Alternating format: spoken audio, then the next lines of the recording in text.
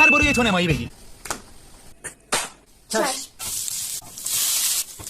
میخوایم خوشمزه ترین و سریع ترین ساندویچ با هم درست کنیم. یه دسته کاهو رو حسابی خوردش کن. بند داخل ظرف جدید همسایه. نمایی و چیپس خلالی و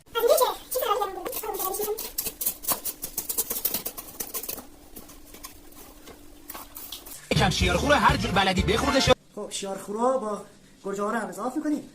شیارخور و گرجه که دوست داشتیم گفتم جزیره رو بگرد سس پیدا. خب از اونجایی که ما شیرازی‌ها حوصله هزار تا جزیره رو گشتن نداشتیم رفتم اولی فروشگاه دست کردم. ایلا برای چی میزنی؟ این خردلی که دستم اومد برایش اومدم اینجا. خب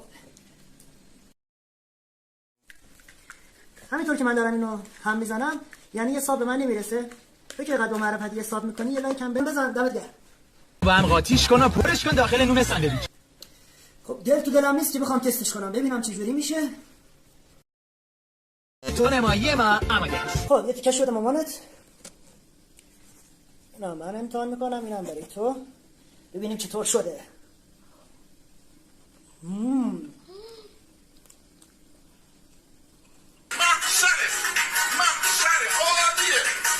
واقعا ارزش امتحان کردن داره. از 1 تا 10 من 10 میدم.